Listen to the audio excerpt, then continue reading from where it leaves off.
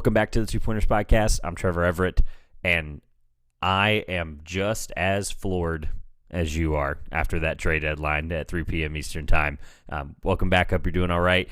I am here to just give you my quick 30 minutes or less solo pod for me for the first time in a while. Reactions of the NBA trade deadline that just happened. A lot of things transpired overnight. I'll hit the Russell Westbrook 3-team deal as well from the day before. Just give you my 30-minute or less on what happened throughout the trade deadline, my reactions, things like that, talking about what I think the implications of it are. You'll see a full show. I'll hit a little bit more on maybe some specifics on Monday, next week's early week pod, talking about some of those things, the All-Star snubs, see how that kind of works out. But you'll see the full reaction from me as well on the ball game pod tomorrow. I'm going live with those guys, 9:30 a.m. Eastern time on their channel and podcast as well. So you'll see that. Check out that show. The link will be in the description below once that goes out. So check out the ball game pod to be able to talk to Chris and those guys. I'm excited to talk to them. The full trade deadline, the NBA, some storylines, things like that. So this will be a quick reaction, just things that went on. Again, I am just as shocked as you are. Before I get into that really quick, there will be a link in the description below as well as on the screen right here. gameday.watch/creator/15 will also be in the description below. It's going to give you the control of my content over the next couple of weeks and months. I really encourage you doing that. The contest or the poll is live through next Wednesday, a week from February 8th. So you'll be able to see what you're able to do. Right now, there's 3 current polls live. I just want a better understanding of my audience, what you guys want to see, what you guys want to hear. The 3 questions that are currently live right there, it's currently a tie, 8-8, so really good turnout so far in just one day. What are you watching more of right now? Let me know on that link in the top of the description, as well as your thoughts in general in the comments. But what are you watching right now more, NBA or college basketball? You'll be able to vote there. You create an email and a password, so you'll be able to vote forever for the lifetime of my game day page. It'll help the interaction for me. And then who's your favorite NBA team? Submit a response. You can also do a new option and submit a video of kind of the why and the story. For those of you that are listening to this that are those 5 Grizzlies fans who are currently leading this poll, the Grizzlies fans are going to be the ones right now that have the most votes. 5 Grizzlies fans, not surprised. 4 Hornets fans, 3 Knicks fans, a Hawks fan, a Lakers fan, a Warriors fan, Pacers fan, a Heat fan, a Cavs fan, Suns, Bulls, Mavs, and Pelicans. So really, really cool representation of the NBA there. If you want to vote, you can also, like I said, leave a description, comment, or a video just letting me know why, right? Like my story, you guys have known if you've been around here, is obviously very big on this man right here behind me, for those of you on YouTube, Kobe Bryant. So obviously I'm a Lakers fan. And then the last question before we jump into the trade deadline here on there is, what 2023 NBA draft prospect do you want me to discuss on the next episode of Draft Chat? For those of you pod supporters and YouTube supporters, you're getting to hear the guesses for the first time, bringing on my buddy, friend of the show, Stephen Gillespie. So we'll talk a little bit of this or that. We're going to play a game there at the top of the show, and then the second half we're going to spend, right now, currently, the most votes on it is Jet Howard at 9. I put up a poll, Jet Howard, Gigi Jackson, Taylor Hendricks, or other receiving votes, Drew Timme, Zach Edey, Cason Wallace. So a lot of really good representation there. I might throw in some stuff with all of those guys, but the main focus will be whoever wins this vote. So please, please, please, if I encourage you, you're going to control the next couple of weeks of content. Obviously, feel free to go answer the questions on there so I can have a better understanding of what to talk about. So thank you for sitting through that, listening to that. Enough about Game Day. Thank you to Game Day for the partnership. Let's talk about the trade deadline. A lot has happened in the last 48 hours, specifically just in general the last couple of days, really. But it really kicked off when last week, I guess it was technically some of last week's trades. But we're going to talk about the ones that have happened in the last 48 hours, the ones that have really made this trade deadline what it is. Adrian Wojnarowski, as I'm recording this at 6:30 Thursday evening after the trade deadline, about 3 hours after, 22 hours ago, so just a day before, Adrian Wojnarowski tweeted that the Lakers are finalizing a deal to land Minnesota's D'Angelo Russell in his return to Los Angeles, Malik Beasley and Jared Vanderbilt, 2 really intriguing pieces from Utah there, and then D'Angelo Russell from the Timberwolves in a trade which included Mike Conley and picks to the Timberwolves and Russell Westbrook and a lightly protected 2027 first-round pick for the Lakers. Those of you that were wondering where that pick was going to go eventually, there it is, to Utah. And then a little bit more of a clarity on the compensation there. The Lakers' 2027 first-round pick to the Jazz is top 4 protected. So let's talk about that one first. Let's break down what's going on there. Woj also tweeting the Jazz have assembled a massive package of assets, 15 first-round picks, unprotected or lightly protected, and then have the ability to have $60 million plus in potential cap space around a young core. So I really am happy for all people involved in this trade. Let me start with Russell Westbrook. Obviously, some of the stuff that came out with Darvin Ham after LeBron's game on Tuesday will break the record. By the way, this is the first time doing a pod since that. Obviously, congratulations to LeBron. I mentioned it in my Yesterday in the NBA series. Didn't want to go, I feel like he got the deserving respect he did. I didn't want to sit there and blast that out, and I have nothing more to say about it. If I don't have anything to contribute to it, I'm not going to force it. So, but congratulations to LeBron. After that, obviously, you saw. I'm still intrigued by the video of Davis. I'm quite confused actually why he acted like that on the bench. I hope it's just because he's hurt or fatigued. I really hope it's none of that stuff. It was very intriguing to see why he acted like that. Russell Westbrook apparently was quoted as saying, or someone was quoted as saying that he's a vampire in the locker room. So this clears up something for the Lakers. Sure. As you guys will know here, I'm not a big fan of D'Angelo Russell in this case. So obviously swapping those two, Russell Westbrook really was embracing his role off the bench and really started to flourish in that role. And I fully believe that. I'm unfortunately now disappointed in the fact that it's a guy that I've not been high on, even though D'Angelo Russell has had a good couple of stretches here in the last couple of months, being the guard next to Anthony Edwards in Minnesota. His three-point shooting since leaving Los Angeles has improved. His shot selection has not, so I'm still intrigued to see how that works out. But if he's getting better quality shots, not having to be the lead ball handler and having LeBron facilitate for him, I think it'll be really, really good.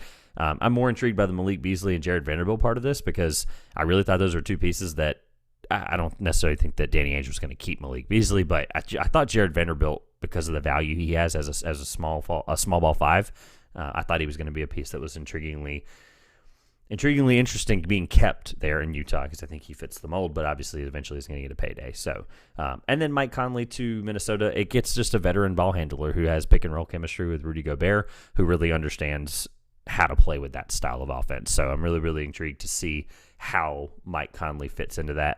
They get a second-round pick in Minnesota as well. So just initial reactions. I think I'm really happy for all three teams involved there. Quite frankly, I think the team that kind of got away the best, shockingly, is probably Utah, just because of some of the pick compensations and things like that. But at the end of the day, if we're talking players on the basketball floor, the Lakers obviously got the best return there, and I'm not trying to be biased here, but they got a upgrade in D'Angelo Russell.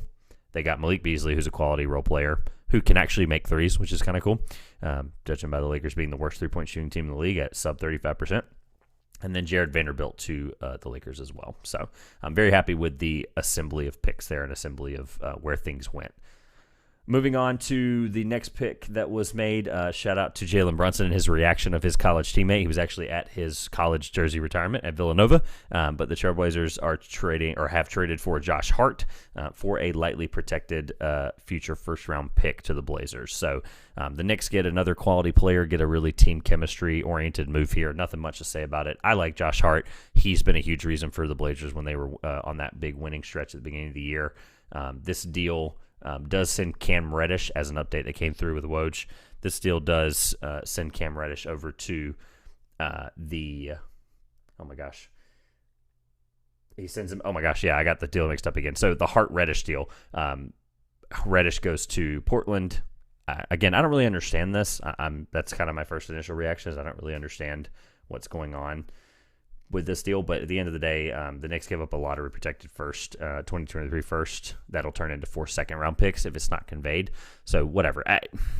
The Knicks made this move for chemistry for Josh Hart. Why the Blazers made this move, I really don't understand. If they're especially trying to win now, Josh Hart is a win-now player.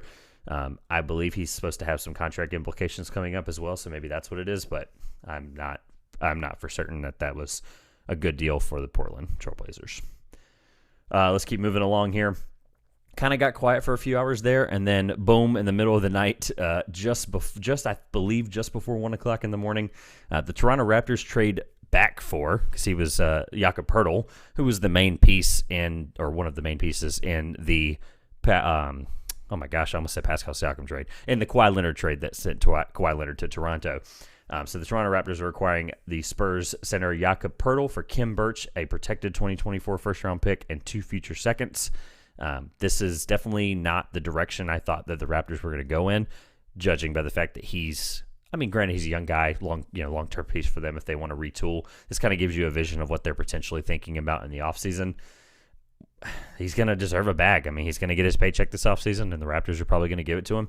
Otherwise, this move makes no sense. But didn't really give up that much for him, I'll be honest. Gives them plenty of flexibility with picks moving forward, except for the protection on the 2024 first might have it convey and all that stuff. So it could get weird for Toronto, but they've got plenty of picks in the future. They're really not log jammed there. They have the flexibility to do what they need to do. Kim Birch is just a backup big rotational piece for them. So Jakob Poeltl, I think it's a great move. Why San Antonio does it, they're not going to pay him, and they don't see him as part of their future. Really good defensive big man, really good rim protector. I was keen on the fact that he should have been going to Denver. Their trade exception fit it really well. If it was obviously just a 2024 pick and some seconds, Denver has that, and they absolutely should have been in that market for him. We'll get to Denver and what they're doing in a little bit here. So moving on here, the trade that just shook up the night. I am not going to sit here and tell you that I am going to take a victory lap, but I am at the same time because as I said on the Kyrie Irving pod, once Chris Haynes had announced that it was a possibility that Kevin Durant could be moved as Phoenix was shopping him pretty hard, I said if Matt Ishbia takes over the reins of the Phoenix Suns before the deadline, Kevin Durant will be a Phoenix Sun. That's 100% what happened. Ishbia took over, I believe it was late Monday, early Tuesday, as I believe it ended up being a majority ownership, which is cool, above 50%. But they did acquire Kevin Durant in a package that was, I believe, went public at like 1:30 in the morning with Shams and Woj. Sorry, those guys don't get any sleep this week, but the package is a conglomerate of, I want to make sure I get this right because it was changed and moved a couple of times, and it gives you an idea of the protections on these picks. But it is Kevin Durant to the Phoenix Suns for a package including Mikal Bridges, Cam Johnson, 4 first-round picks that are all unprotected. Those first-round picks go as 23, 25, 27, and 29. Sources told Wojnarowski and ESPN. And then the 2028 pick swap, and TJ Warren was going with Durant to Phoenix, making his return in his place he was drafted. So a lot to unpack there. Mikal Bridges, Cam Johnson, Jay Crowder, 2023, 25, 27, 29 first-round pick, and a 28 swap is going to Brooklyn. Kevin Durant and TJ Warren going to Phoenix. Want to talk more about this tomorrow with the Ball Game podcast, fellas, but I mean, this makes the Suns a contender in the West if they're healthy. I don't care what anyone says. They are a top 3 team in the West now, just assumptively off of talent alone. They were able to keep Chris Paul. They were able to keep Devin Booker. They were able to keep DeAndre Ayton, who basically at this point just needs to be a pick-and-roll screener and a rebounder. That's really what he's been his whole career. If he can just be really good defensively when they need him to in the fourth quarter of these moments where sometimes they feel like they're going to have to go small, which they now can with Kevin Durant a lot more comfortably. I'll get to their other move in just a second, but at the end of the day, Kevin Durant is a Phoenix Sun, and this is just an unbelievable move. I like this for both sides. I hate to sit here and keep saying like everybody's a winner, but when it comes to Brooklyn, they get off of their guy that was the final piece from the 2019 free agency with Kyrie Irving, Kevin Durant. They get off of that final, I guess you can call it hump, but this is the piece that's going to help them move into their next phase of where they are as a franchise, what they're going to do with picks. They're obviously sending out they sent out a lot of different things over the last couple of years. They are getting back a really good plethora of picks. Some of them potentially not going to matter until later, as a lot of these Suns guys, except for Chris Paul, are on long-term deals. One thing to consider there.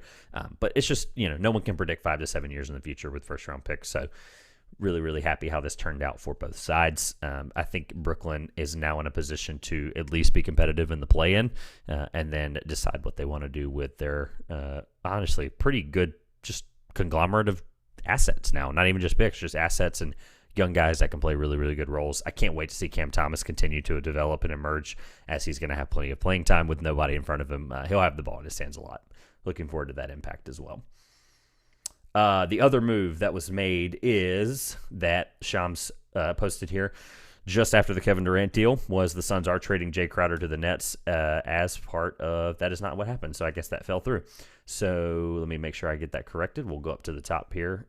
Overnight happened, and we really had nothing crazy move or change for quite some time. And then about 6 hours before about 3 hours before the deadline, the first move that kind of kickstarted the day was that the Boston Celtics acquired big man Mike Muscala from the Oklahoma City Thunder, and this is being sent back from Boston, Justin Jackson, and 2 second-round picks. So Oklahoma City just get 2 second-round picks. They move on a veteran that, quite frankly, has just been there, and this trade is what it is. I think Boston's really excited to just have a guy that can shoot. Muscala's been really good finishing at the rim this year, shooting above 35% from 3. It is what it is. If he does what he does against the Lakers on LeBron's record-breaking night, he was shooting the ball like crazy. I feel like every time he had the ball, it was going in. Maybe that's because I was a fan watching it. But either way, really enjoyed what I saw from Muscala. Great vet. It's been in the league a long time. Nothing really big here. It's just a really good move for Boston, I think. And, of course, Oklahoma City getting more picks. Nothing wrong with that. Right, Sam Presti? All right. Let's keep rolling here. So the Milwaukee Bucks acquired Jay Crowder in a trade. So I guess the correction overnight with the Nets was not correct. The Bucks swooped in, realized Jay Crowder was still available, and they began what we're going to call the 5 second-round pick renaissance of this year's NBA draft or NBA trade deadline. I'm so flustered I can't talk. But they did acquire Jay Crowder for 5 second-round picks. The Bucks, like I said a couple weeks ago, they are going to be buyers at the deadline. Go in and get their guy at that 3-and-D wing position that can shoot threes, hopefully at a better clip than he has been before he sat out this year. Jay Crowder is a really good piece, though. He was obviously one of the guys that did struggle in the Phoenix and Dallas series last year. So I'm not going to freak out over this move, but it's just another body they can throw at Eastern Conference wings and forwards like Jason Tatum, Jaylen Brown, etc. Really like this move for Milwaukee. As long as Jay Crowder gets his stuff together, he is going to have to get back into whatever you want to call it, game shape or game flow or whatever, because he hasn't played since last year.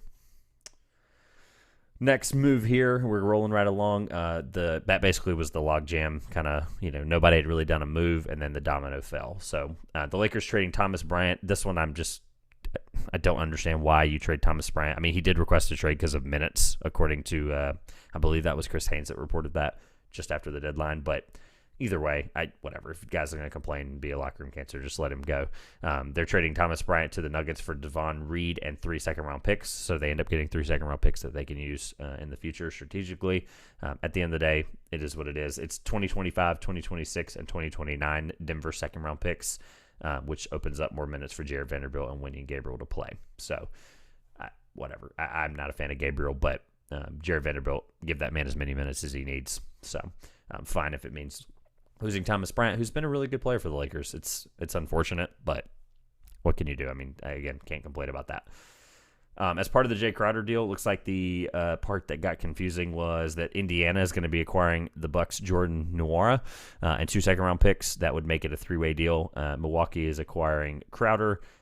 Nwora is going to Indiana, and then I guess some picks are somehow falling into the Nets' lap. So that got really confusing really quick. I'll be honest, I'm trying to figure out still how that worked. Bucks acquired Jay Crowder from the Nets as part of that's such a weird. Yeah, okay, so Jay Crowder's going one way. It'll all get cleared up here in the next couple of weeks. But Pacers did have to waive Goga Batatse, I believe a first-round pick from a few years back for Indiana. It's unfortunate for him, but hopefully somebody picks him up and can get a rotational big there, or put him in the G League and let him continue to develop. Let's keep on rolling here. The Trailblazers are acquiring 76ers Matisse Thybulle as part of a 3-way deal that includes the Charlotte Hornets. So the Charlotte Hornets are going to be making some moves at the deadline. Why getting rid of Jalen McDaniels as part of that? No idea. But I guess the Sixers offer was good enough. That is going to turn that into a 3-team deal. Like I said, that would make, it looks like the totality would be the Sixers are getting Jalen McDaniels, from Charlotte. The Trailblazers are getting Matisse Thybulle, taking, I guess, the Josh Hart replacement, a guy who can't shoot as good as Josh Hart and is at least a little bit younger, but not by much.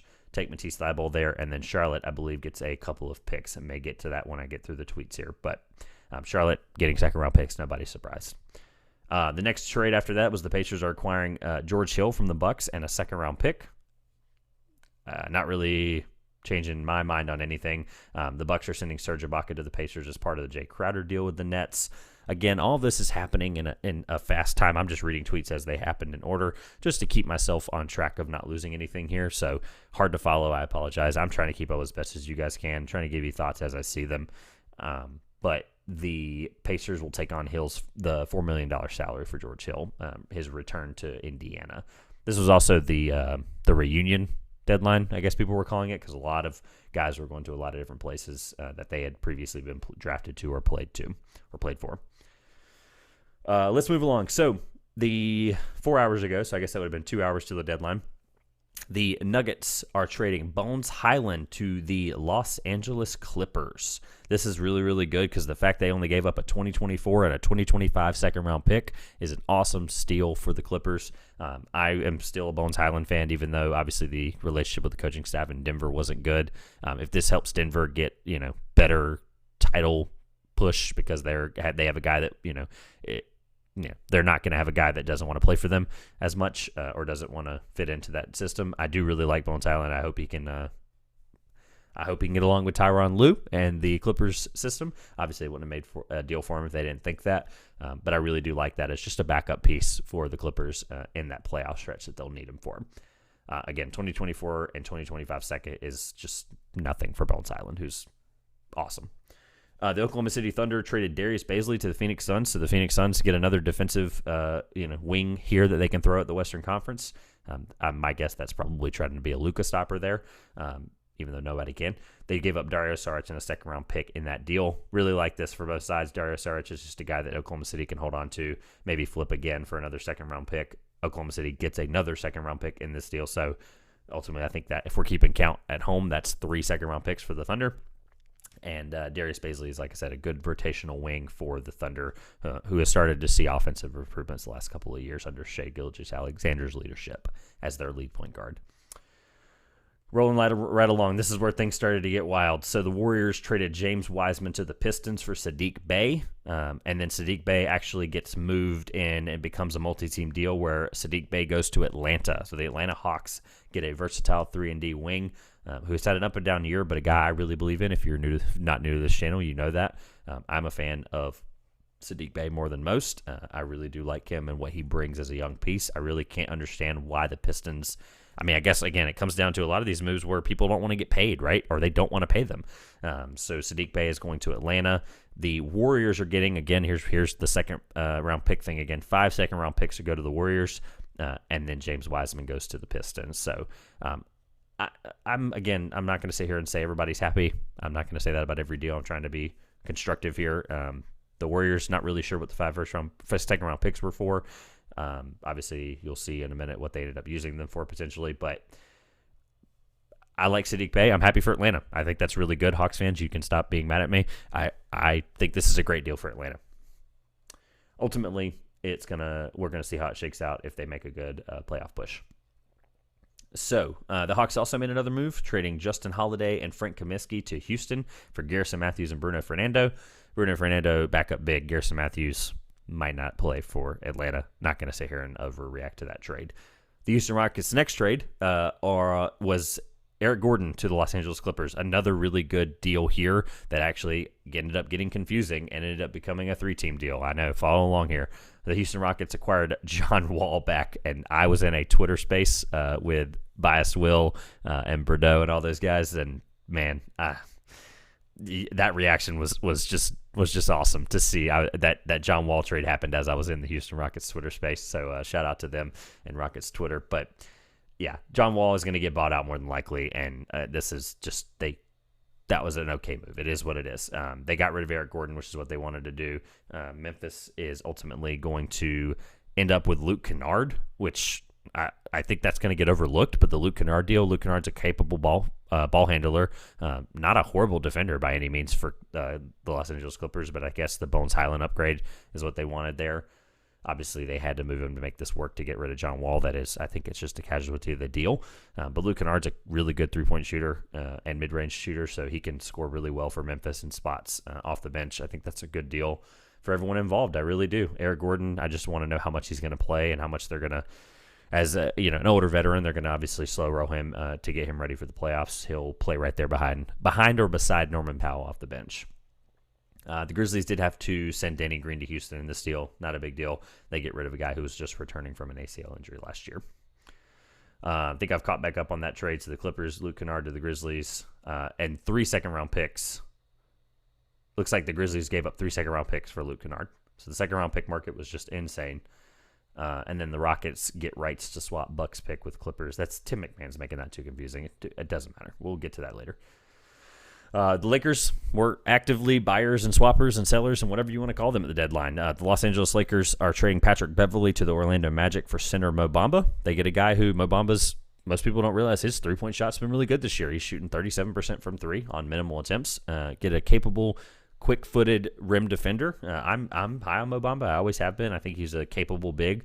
I think he fits really well next to LeBron too. Versatile, very athletic, knows how to get into spots, into drop coverage. But Patrick Beverley, sad to see him go as a guy who I've always I never rooted against him. He always got on my nerves. And at the end of the day, it sucks to see him go. I was really starting to see his relationship there with the locker room and LeBron. I was really enjoying that. So sad to see him go.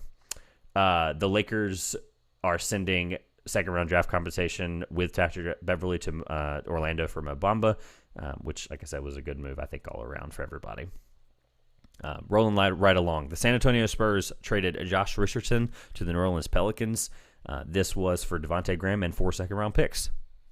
I think the price for Josh Richardson might be a little high, but the Spurs get a really good deal here with 4 second-round picks as they're retooling and rebuilding fully here. I think they're just completely in on the rebuild. So, complication earlier with the Warriors James Wiseman deal. The Pistons had to send Kevin Knox to the Warriors just to make that work. But Knox may be on the move, it sounds like. Doubt it's a buyout. That was included there before the deadline. Keeping on rolling, the Hornets traded Mason Plumlee to, which is crazy because he's been a really good big this year. But at the end of the day, Charlotte's going to get out of this. And shocker, what do you think they got for him? Second-round picks. Mason Plumlee and Reggie Jackson get swapped there for some second-round picks. Ultimately, I think it ended up being a 2028 second-round pick for Charlotte. So Mason Plumlee and Reggie Jackson get swapped, and then Charlotte gets a 2028 second-round pick. Totally fine deal there, I think. The Blazers are trading Gary Payton II to the Golden State Warriors for 5 second-round picks. There's the 5 second-round pick thing again. The same Gary Payton that they could have re-signed in the offseason, even though I guess the Blazers were competitive. Why this is happening again, I'm confused what is happening with the Blazers, and I'm confused why they even tried to sign him in the first place if the Warriors were going to give up 5 second-round picks to get him back. They essentially just took those seconds from the Wiseman deal earlier that they got in Sadiq Bey, and they just were able to get Gary Payton II back. Why that's the price, I just don't understand. That's going to get really confusing there towards the end. So I believe that is everything as we got close to the deadline here. One of the biggest takeaways, the Cavaliers, which don't need to overreact anyway, they did not make a move. I'm not surprised by that. Isaac Okoro has been playing really, really well lately.